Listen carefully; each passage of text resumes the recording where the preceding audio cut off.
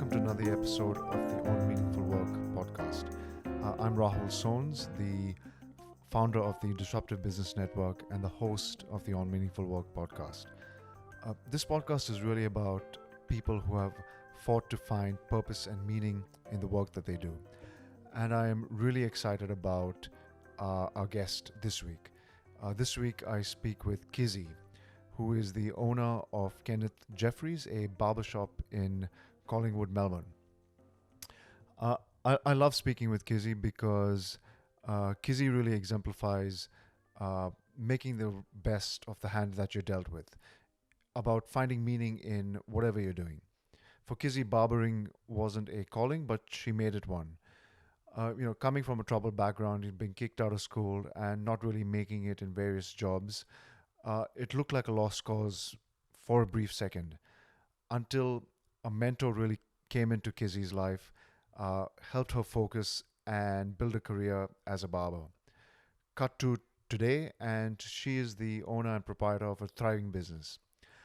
Like I said, I really enjoyed speaking with Kizzi. I learned a lot from her, and I really hope you enjoy this conversation. Thanks. Kizzi, welcome. Thanks so much for doing this. Welcome. Welcome to you. We're in the lovely Kenneth Geofferys barbershop on Smith Street, as you can see. Here we are. Yeah. And this podcast is called On Meaningful Work. And I think, it was about a month ago, I was on this chair, and then, we were talking as we usually do, and I just got to hear a bit of your story. And I went home and I thought, wow, like, Kizzi is someone I have to have on the podcast. Thank you. Because as far as with the past guests, it touches quite a lot of points that I really hope to bring across in this podcast. Yeah. So just to begin, where are you from? Like, what's your origin story? I was born in Stawell, which is in the Grampians. Oh, nice. And then when I was a few months old, we moved up to Darwin, and then I lived in Darwin for pretty much my whole childhood. And then, otherwise I've been in Melbourne for, as long as I can remember now. So I guess I'm like a Melburnian, somewhat. Where in Melbourne? So I'm based in Collingwood now, but I grew up in the Yarra Valley. Otherwise, I'm from a small town in Humpty Doo, which is in Darwin. So cool. Yeah. So what was that? How old were you when you came to Melbourne? So probably about 10 or so. Mm-hmm. And then I moved back up there again when I was 18, and then moved back down here again not long after. Yep. Yeah. Nice. It didn't last long up there. Yeah. Not enough to do. But, as a 10-year-old, that transition must have been something. It was pretty weird. I actually, when I first moved to Melbourne, because I had spent my whole childhood in Darwin, I was a little bit yobbo, I guess you could say, or bogan. Yep. But so when I came to Melbourne, everyone was like, what's wrong with her voice? Why does she sound like that? And so I forged what I thought was a Melburnian accent, and then everybody thought I was English. And now I get mistaken as a New Zealander a lot, which I would assume it's because all of my mates are Kiwis. Yeah. So well, it could be worse. Yeah, that's it.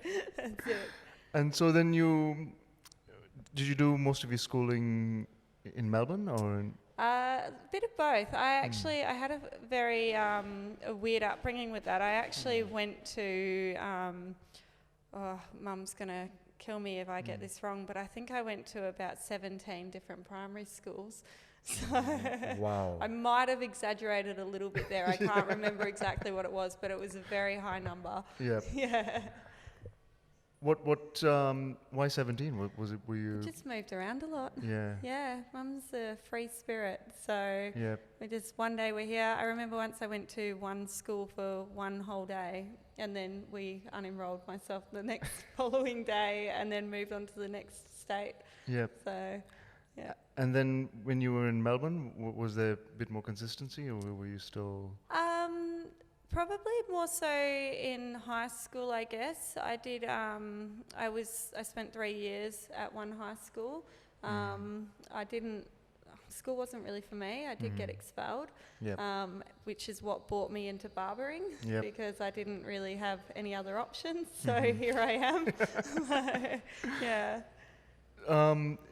If you're open to talk about it, like, why did you get expelled? I mean, Without going too into detail, because it's not at all who I was, but who I am now. But I did have a few little anger issues, and I took it out on a teacher one day who also has not benefited from the situation. Yep. So I'm not sure what he's doing now. So if you're out there, I'm not going to say your name. I am sorry for being a little shit.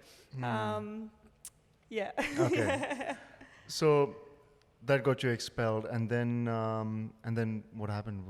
Did your mom freak out? And Yeah. So I basically got expelled from there, and then I trialed another school, and then I got expelled from there, and then so on and so on.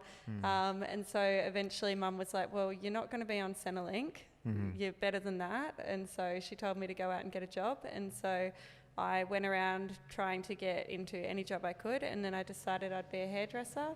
And then I found an apprenticeship, which was 2 hours away from my house. So how old were you around this time? 14. Okay. Wow. Yeah, Okay. I was very young. So I got an apprenticeship. It was 2 hours from where we were living in the Yarra Valley at the time. So we were living up near Warburton, and then the shop was in Canterbury, and so I would have to catch a bus and then catch a train and then change to another train and then get to Canterbury. So the journey was 2 hours each way, and so I did 4 hours travel every day to get to and from work. Wow. Yeah. But hairdressing was something that you were committed to, or at the time? Yeah, I mean, I think I was just happy not to be in a classroom. I didn't really mix properly with other kids. I was a bit of a weirdo. I'm still a bit of a weirdo. we love weirdos on this podcast.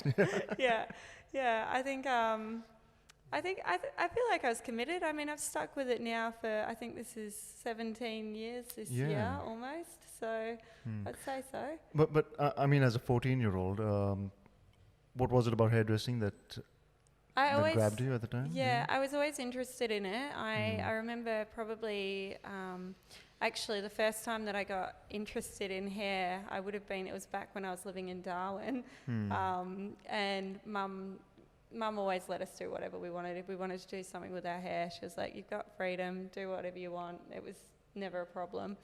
And so I decided this one time that I wanted to colour my hair bright red. So we went out, we bought the packet dye.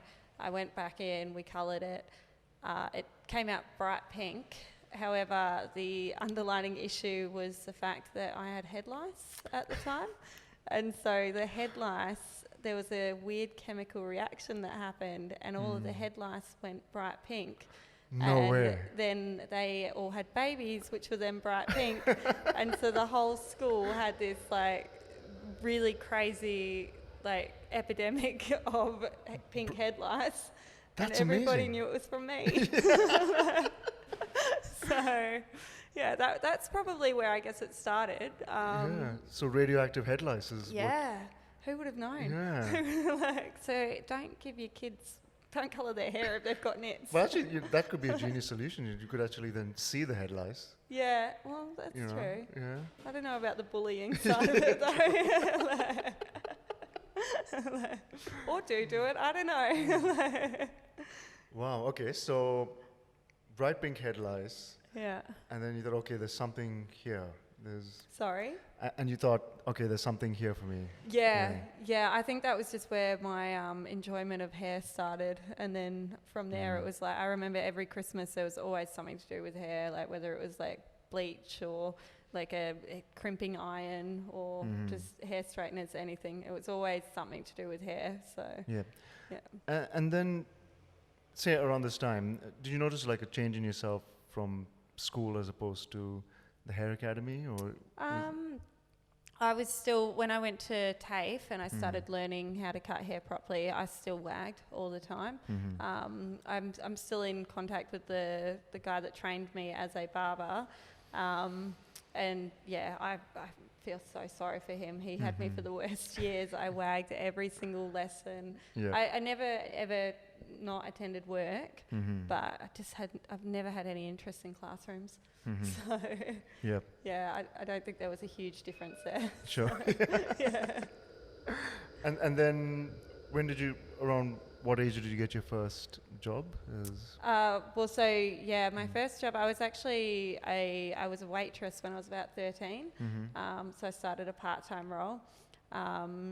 Mum and Dad went to Tasmania for a weekend over New Year's.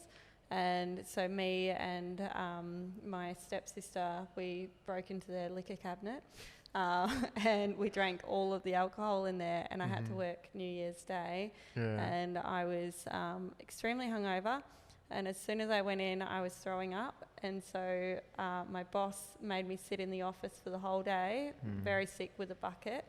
And then at the end of the day, he was like, "This is your punishment, you're fired." Oh.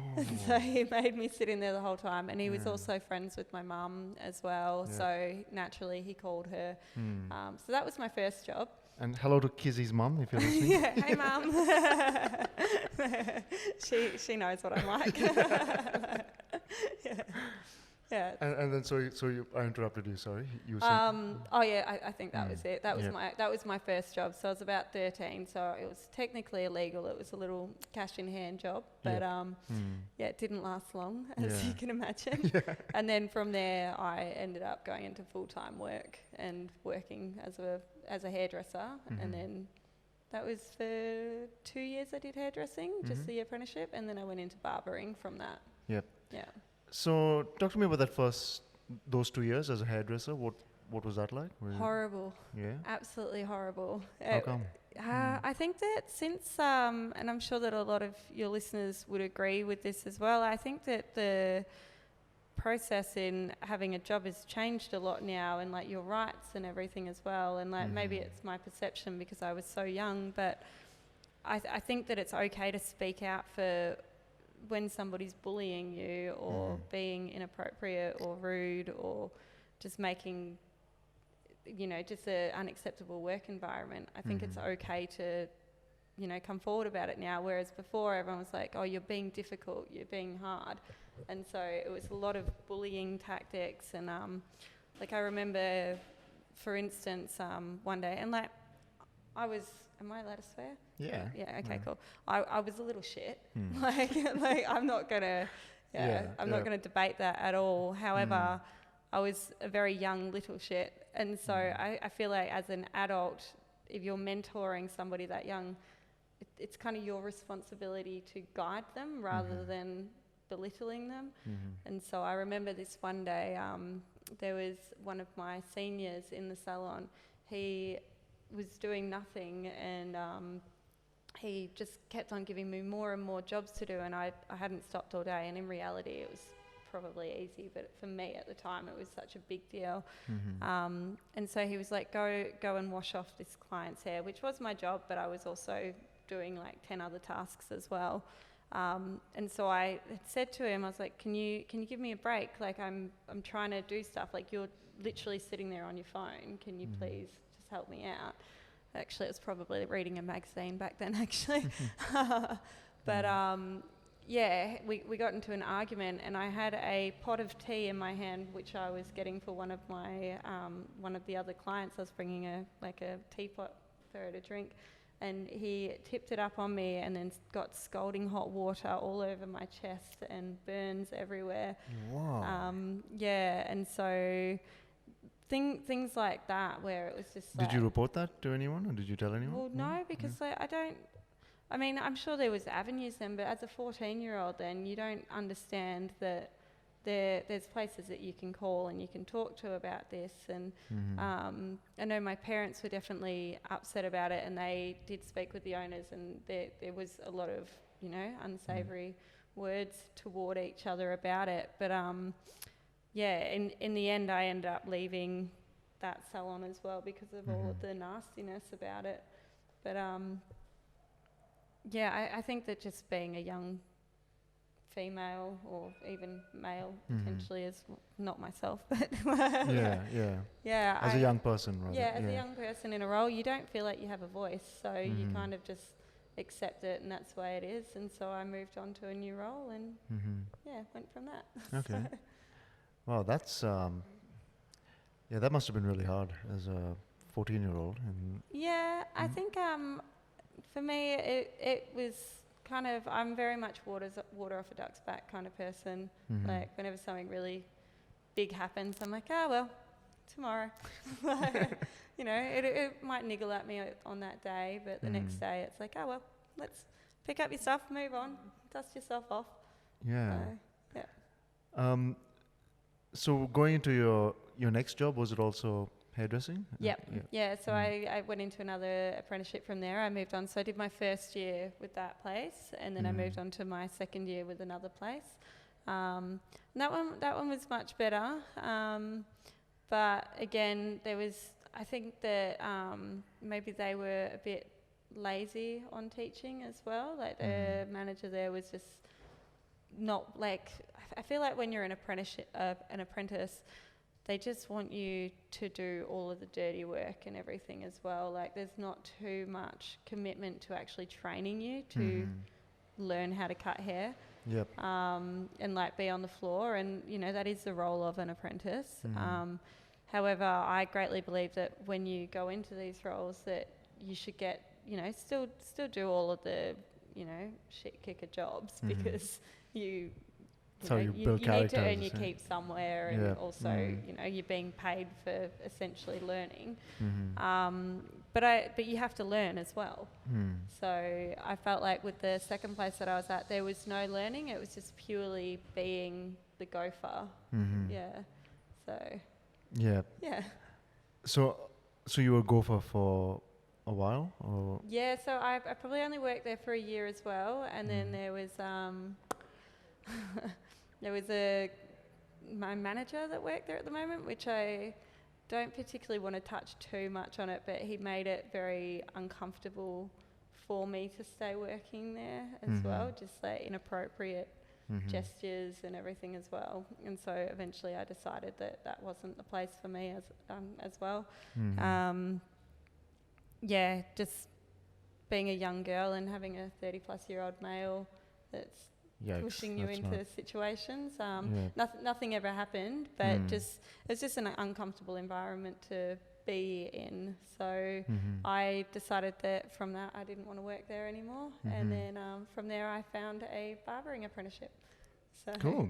Yeah. So I mean, it's so through all this, you kind of stuck with hairdressing, and there was something about it that kept you going through all this terrible stuff that happened. Yeah, I think that there was some great stuff as well. It wasn't all terrible. Yeah. I mean, I wouldn't have stayed in it otherwise. Like, I've made a lot of friends. I'm still friends with a lot of people that I went to trade school with on the days that I attended. Those 3 days that year.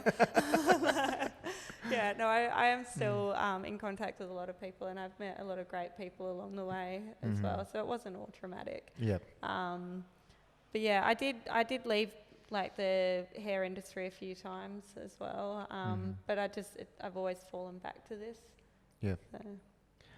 So. So even as a young person, you did find yourself amongst a tribe of fellow hairdressers, and you would support each other. And yeah, definitely. I think in any occupation there is that.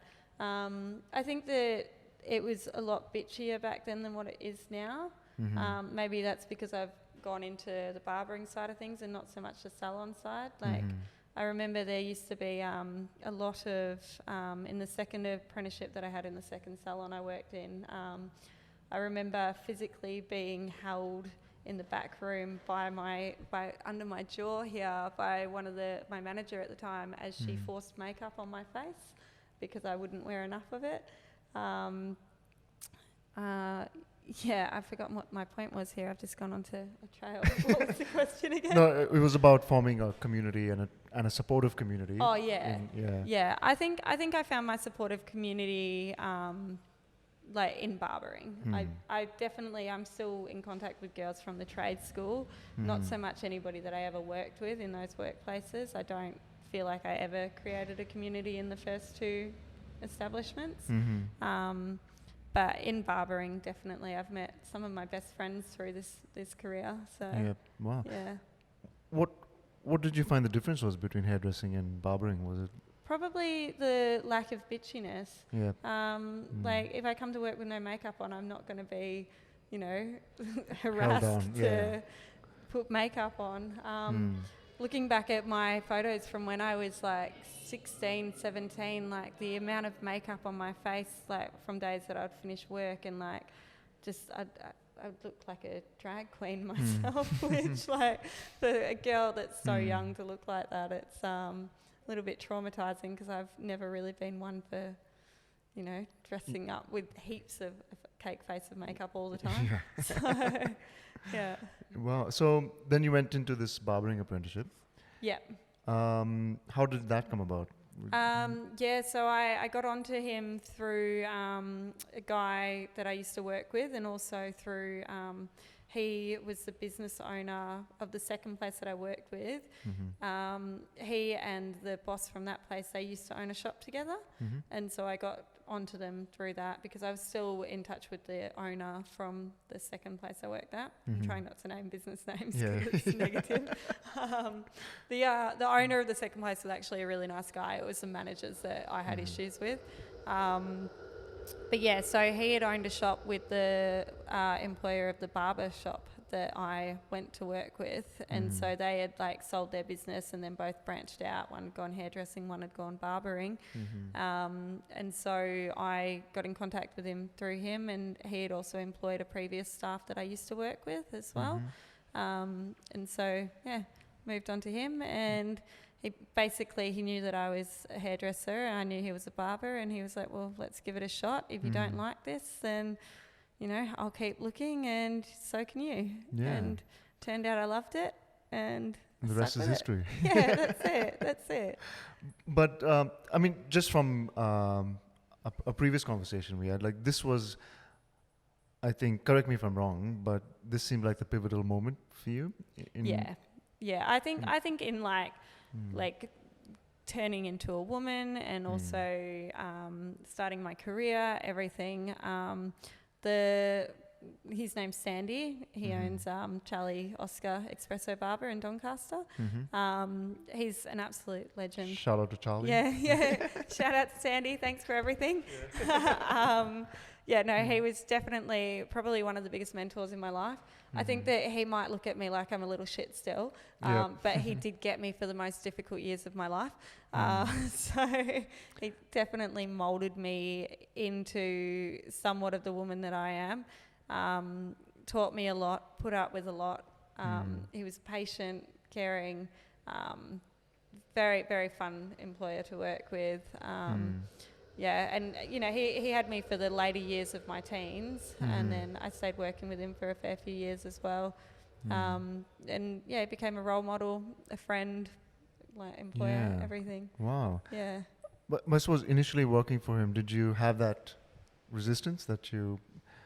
No, because like I've never really had like so much of a resistance. I have an issue with authority, and I still have that. Like I'm my own woman. Don't tell me what to do. So you have your own business. My husband hears that a lot. I have my own brain. Let me use it. I don't need somebody to tell me how to do things.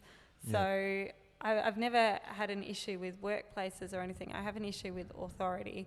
And I think that was like the pivotal moment where and why it worked so well is because Sandy never sort of put that on me. There was definitely things where he was like, you know, you need to do this, you need to do that.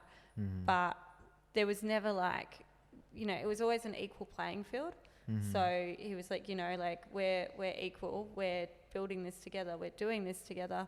And so it made it a lot easier to work with him as an employer because he wasn't trying to rule who I was, and he wasn't putting restrictions or guidelines in place. He genuinely wanted me to succeed and wanted me to be the best person I could be. Wow. Yeah. And in what ways was he a role model to you? All of them.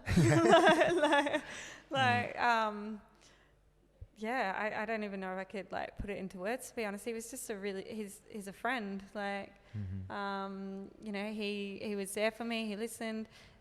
He took me to some of my first nightclubs when I became of age. Just always being a fun person to be around as well. We were like, he used to say that I reminded him a lot of himself when he was my age, which don't know how, because we look nothing alike.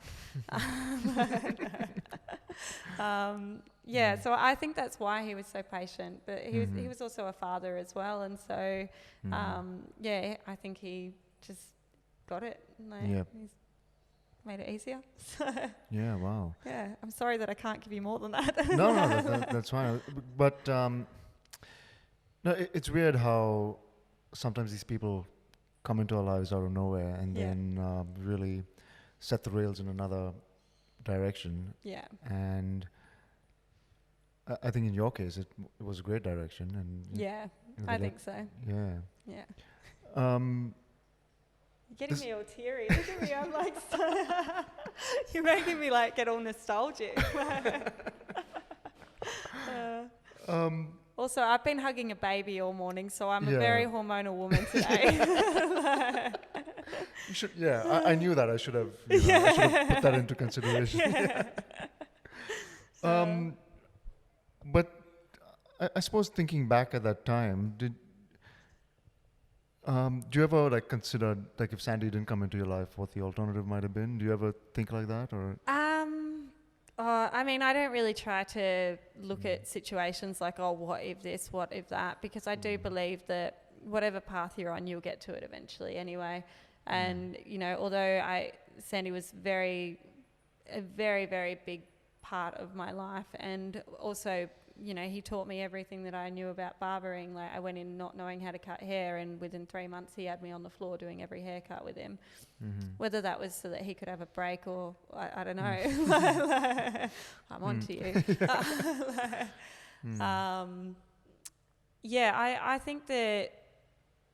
I think he definitely made a huge impact, and had I not met him, I don't think I'd be half the barber I am today, because he did, you know, put skills into me that, you know, 2 other establishments before couldn't do. You know, he gave me that time and that patience, and you do need the right trainers to be, you know, who you are. But I think I would have worked it out eventually as well. I'm stubborn, but I'm, you know, like, you know, you get that. I know where I want to go in life and what I want to do. So I think I would have eventually found the way, but I definitely think that he made it more enjoyable and more fun. Sure. Yeah. I suppose now you're in a position now where you are hiring staff. Yeah. And, you know, if anyone wants a job, come on over. You heard it here first. Yeah. So when you think about mentorship yourself, or being a mentor to young people, how do you think about that now? I should not be a mentor to anybody at all. Like, that sounds terrifying. Parents, keep your children away. Well, not children, but like, keep them away from me. I'm a terrible mentor. I will guide them into destruction. No, I hope not. I mean, I would love to put on an apprentice eventually as well. Like, right now it's probably a bit difficult because I can barely keep up with the workload myself, so I do need someone beside me that is also able. But then once I'm established there, then I would love to have an apprentice in and you know, teach them, and hopefully I can do as good by them as what was done by me. So fingers crossed. So maybe going back to that period, you were with him for 6 years, did you say? Yeah, thereabouts. So give or take. I think it was like, so from 16 till about 21. So what's that? It's 16 to 20? 4 or 5 years? 4 or 5 years? 6? Yeah. I don't know. It's so long ago. Oh my gosh. We've just had people moving upstairs, and they're all 18-year-olds, and my husband and I went out there the other day, and I was like, oh my God, we're the old people now. Like, when did that happen? I feel like I'm still 18. It sneaks up on you. You know? It really does. It really does. Yeah. So you were there till you were 21. Yeah, probably about 20, I think. So I wasn't there when I had my 21st. So it was, thereabouts, give or take. My memory is shocking. And then from there, what happened? Were you? So I actually, then I went to work in fashion design. Oh, really? Okay. Yeah. So I went into, and again, it was a failed business choice. Mm-hmm. I decided to work for a fashion label within this area. And so I went into their head office, and they were supposed to be teaching me how to do certain things and learn how to work in the fashion industry. And it was the same thing. I'd show up to work, and I don't know what it is, but I would go in and they would be like, "Where's your makeup today?" So little thing out there for anybody listening, if you're an employer and you're picking on a woman for not wearing makeup, shut up. Mind your own business. If a woman chooses not to, don't get on her, because that's something that I've had thrown at me by multiple employers, and it's not their business on how you want to portray yourself. I can understand look tidy, look neat, but by saying to put your makeup on, you're essentially saying you're ugly. Yeah. So Yikes. that was one thing that I didn't love about that industry, and again, it was just being told what to do and just not working with somebody, it was working under somebody. And so I think I worked with them for 6 months or so, and I hated it, and I left in a very yelling manner. Seems to be the theme of this podcast, a yelling manner. I thought I didn't have anger issues, but maybe I do. No. But what brought about fashion design as a choice? My mum was a fashion designer. Okay. So she was always sewing and always fiddling around with fabrics and everything, and so I think that was also something I'm always interested in. And I still sew myself. I've got a sewing room at home, and sometimes you see me wandering around with my funky clothes on. I was wearing my dinosaur pants yesterday, which are really cute little self-made. Pants. All self-made. I love making my own clothes. But it's all really quirky stuff, and a lot of the time it gets mistaken as pajamas, but that's on them, not me. True. Yeah. One man's pajamas is another man's whatever. Pants. Yeah. Yeah, that's it. Yeah. So fashion design. You were there 6 months. I don't even think it was that long, to be honest, because I remember I was in Paris for some of it.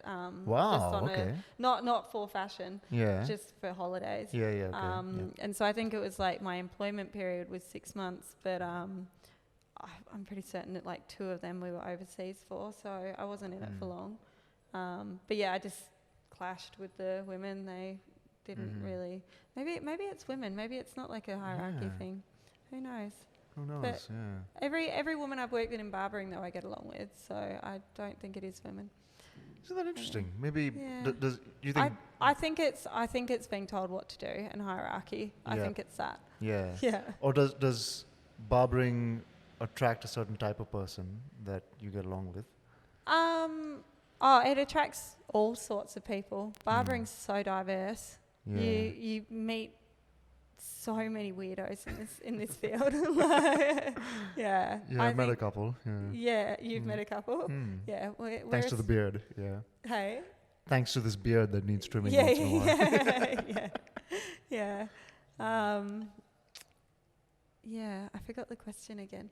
I keep doing that. Sorry. No, so it was around fashion design, and then you were clashing with the people there. Yeah. And then getting out. This is really making me reflect on myself. I am a nice person, I swear. And I suppose you are sitting in front of this massive mirror as well, you know. Yeah. Yeah, that's true. And so what happens then? Like after fashion design? So then I went back to barbering. Okay. Yeah. So I went back to barbering, and then I worked there for almost a decade. And I worked there for almost a decade, and now I don't, and now I work here. Yeah. Yeah. But then So in that decade, so now you're not just a barber, you're a business owner. Yeah. Yeah. That's it's weird hearing that. Hey. Yes, I am. And I suppose that takes a particular set of skills that's separate to Being a business owner. being a business owner is a separate set of skills to being a barber. Yeah. How did you acquire those, do you think? I think that because I managed the store that I was at previously, I did get to learn a lot of the skills in what it took to run a business. I can't say that I got it right all the time, and I can guarantee there were some staff members that would agree with that. Yeah. But I always tried, and I always had, sorry, COVID. Bless you. Yeah. Sorry to anybody if that was insensitive. Yeah, I think that because I was managing the place, it made it a lot easier to stay there because I am quite a complacent person in certain scenarios. I just really don't do well with authority at all. And so I think, being told that I was the manager and then being able to do all of, make all the decisions and everything as well.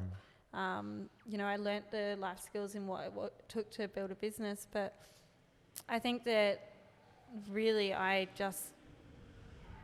understand how businesses run, I think. I mean, this is doing pretty successful so far. Yeah. So that's just through managing other people's businesses? Yeah, I think so. But I think just also being such a strong-willed person and sort of knowing where it goes. And, I left school so early that anything that I've learnt through my clients. And so this job, it teaches me every single day because you're constantly conversing with people. And to be fair, usually I talk at people and sometimes they get to talk back to me. But occasionally, you get somebody that will come in and they teach you everything. And so I've learned a lot of my business skills through my customers. I'm learning about stocks through them and everything. I'm not doing anything with them, but thank you for the information, gentlemen. I think I'm going off track a little bit. No, I do this a lot. This is right on track because if you want a haircut that makes no sense, but it looks good, come to me because I ramble. But I think the question was around skill building, and, especially around building a business. And I think, what I got from your answer was more, it was like you didn't go to business school, but it was more through osmosis and more through listening and more through observing. Yeah. And lately TikTok. TikTok has some great information for business owners. It's amazing. Yeah. Wow, okay. Yeah, I'm learning stuff God, I hate to say that I'm on it every day. I actually am a bit embarrassed to admit that I'm on TikTok. I only joined 4 or 5 weeks ago, but there's a lot of business stuff in it. Okay, I need to check that out. Yeah. Maybe you should put this podcast up on TikTok. You should, absolutely. I'm surprised that you haven't already. All right, Dan, there's a job for you. Yeah. Dan's my producer. Thanks, Dan.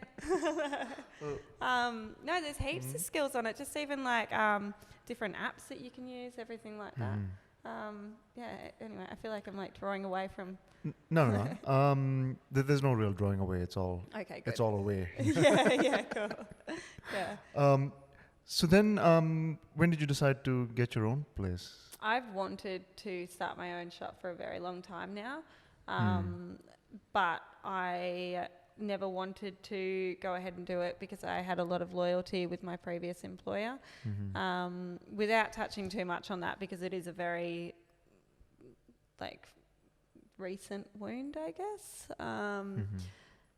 I made the decision to not open my own business and to continue running their business for them out of respect and loyalty. And unfortunately, when COVID hit, it became very apparent that that loyalty was not reciprocated. And I became very aware of the fact that I was only an asset and not actually appreciated as a human. And so that was when I decided that I need to stop living for other people and go out and do my own thing. So it's something I've wanted it for a long time, and people have been saying it to me for years that I need to do it. But when I have an employer that I enjoy, I am extremely loyal to them. But do you mind? We're trying to talk Sorry, here. fire. Oh my gosh. Honestly, people needing saving and everything. We're trying to do a podcast. So that's kind of why I finally took the plunge and did it. Yeah. So So this was during COVID or? from the beginning of COVID throughout. Yep. So I pretty much COVID started in Australia in like March, and then I resigned in August and somehow turned this shop around in 8 weeks with my husband. So that's amazing. Well, actually, he did it with me, I should say, because I held things whilst he did it.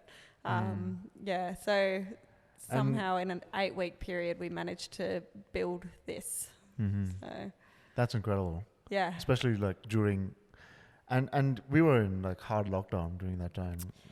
Yeah, it might not have been legal. But in our defence, I don't think it was legal. But we live a couple of streets away from the shop, so we weren't leaving our kilometre radius zone. It was only my husband and I that were in here. We did the whole thing. His best friend, who lives 1 street away from us, he also helped with a few little bits and bobs here and there. But we had the police come in. They had a look at the place. I thought that I was about to cop a $20,000 fine. They said it looked great. And from there, they just kept popping in to see the progress. So I was like, well, if the cops aren't going to tell me no, please don't come after me now. And the name of the shop is Kenneth Geofferys. Kenneth Geofferys, yeah. So that's my grandfather. Why did you choose to name it after him? He wasn't using it anymore, so it seemed only right that I could. No. He was an absolute legend. Like, a lot of people name their children after their grandparents, and this is my baby, so why not? Yeah, I think it's a beautiful name. It suits the shop. It's a very regal name. Like, it really is. Yeah, I think so. It was just fitting. It felt right. I didn't know what else to name it. I didn't want to call it Kizzy's because it's a bit wanky. I don't know, like Kizzy's Cuts. It doesn't have the same ring to it as. This sounds more. This has a bit of a more prestige. Prestige. Yeah. I think so as well. And like, it means something to me. It's important, and it's. It makes me feel like he's watching over. He's making sure that I got this. Yeah. So, did you have a close relationship with him? Yeah. He died when I was quite young, but he was everything. Yeah, absolutely. So can't fault him. You're gonna stop it. Sorry. Okay.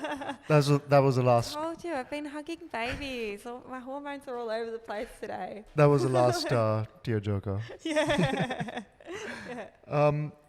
But I think what's amazing about your story is, I think for you, barbering, it wasn't a calling. Like, it wasn't like a, you were called to be a barber. Is anyone's job a calling?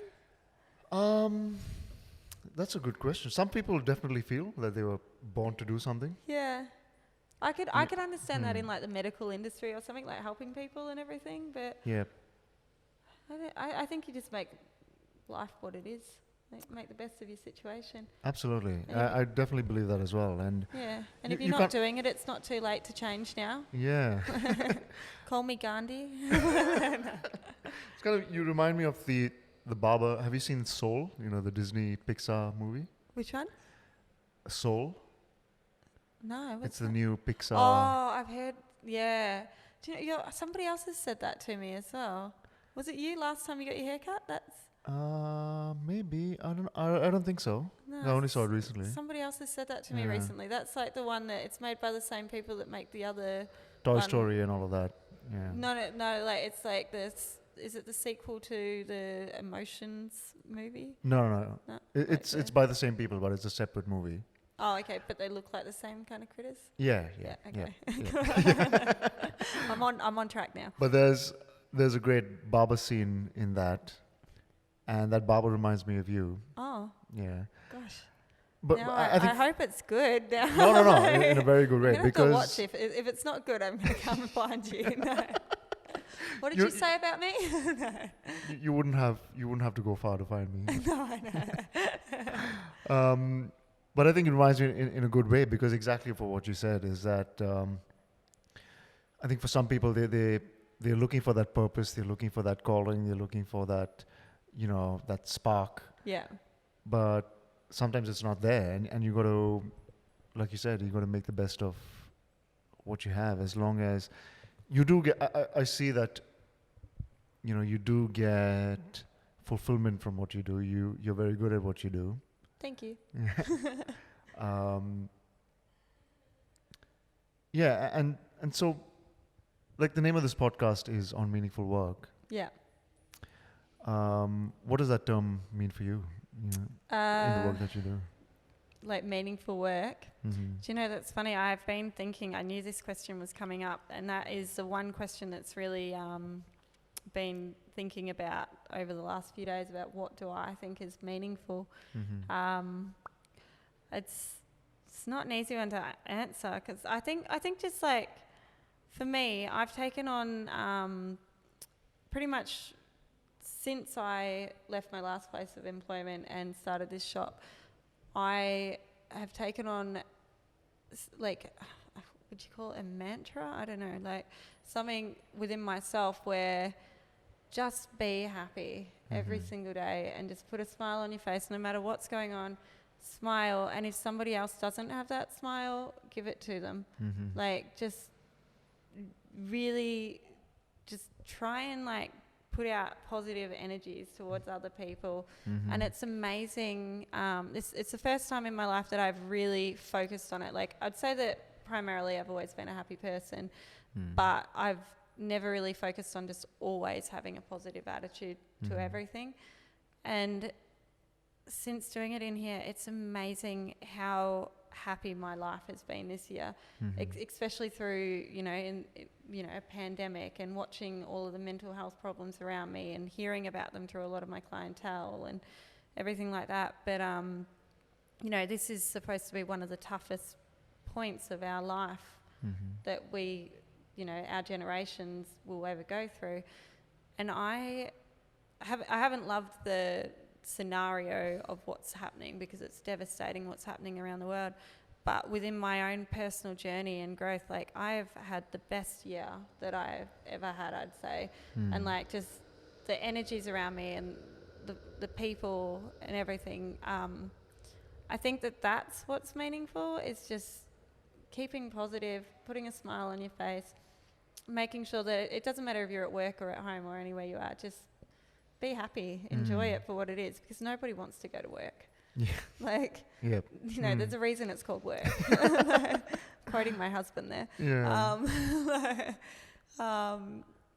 Just don't take it too seriously. And I don't take this job seriously at all. Like, I take it seriously in the fact that I always like to make sure that my customers are happy and that they're getting the best service that they can be provided with. And as far as like what I'm putting out there, I take that seriously. But 100% you're going to hear me swearing in here.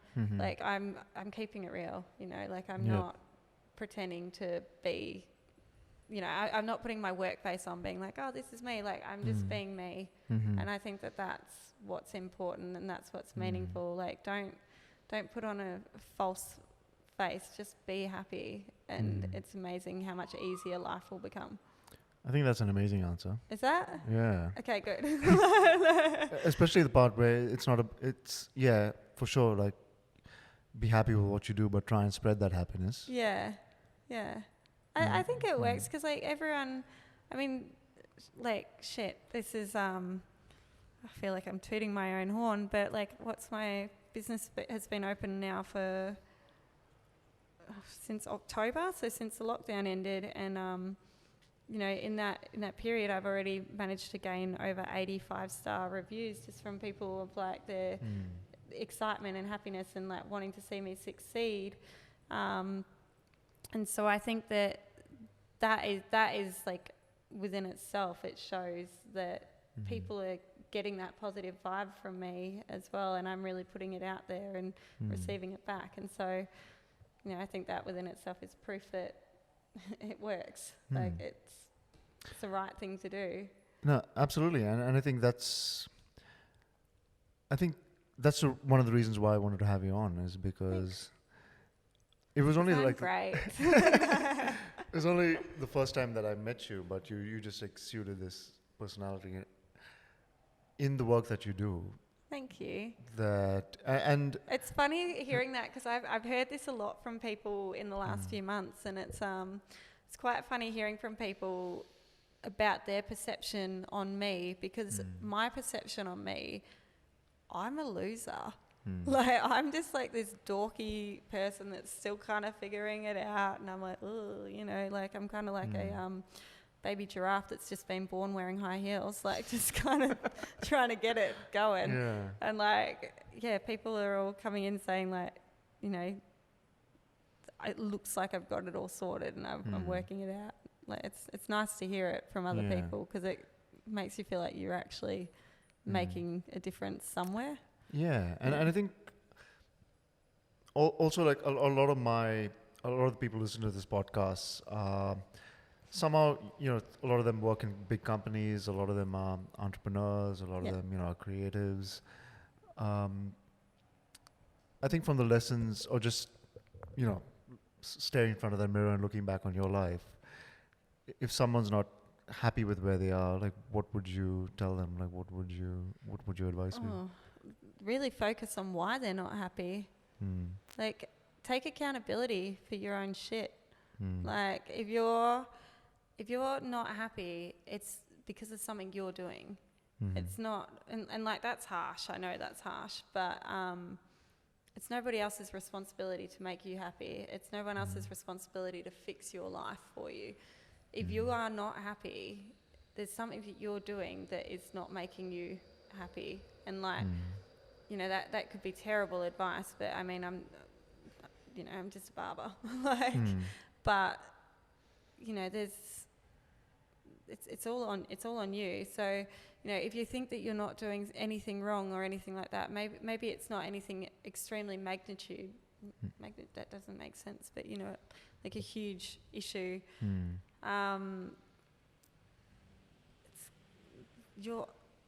Maybe it's like the energies you're putting out, or the responses that you have into, if somebody comes up to you and says something that's happened to them, and then you immediately put it down or say something negative in response to it, maybe that's why you're unhappy, because that kind of energy is radiating back towards you from other people, because they're like, they've come in happy, you've kind of come in negative, so their response is going to be negative back again. Does that make sense? Is that I feel like you're looking at me like a crazy person. No. It's something I believe in, is that how you get treated by the world is a reflection how you treat the world. You know? Yeah.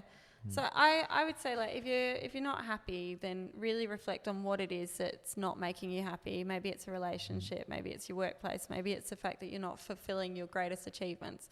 You know, maybe it is that you radiate negative energy towards other people and you're not taking accountability for stuff. Maybe you've just got a shit life. No, I hope that's not the case. But yeah, like, really take a reflection on yourself, and like, I don't do it myself, but like maybe meditate or something like that. Maybe it will help. But I think, like, and believe in yourself. Yeah. Also, that's the most important one. Believe in yourself. You can achieve anything. Like, there's nothing holding you back.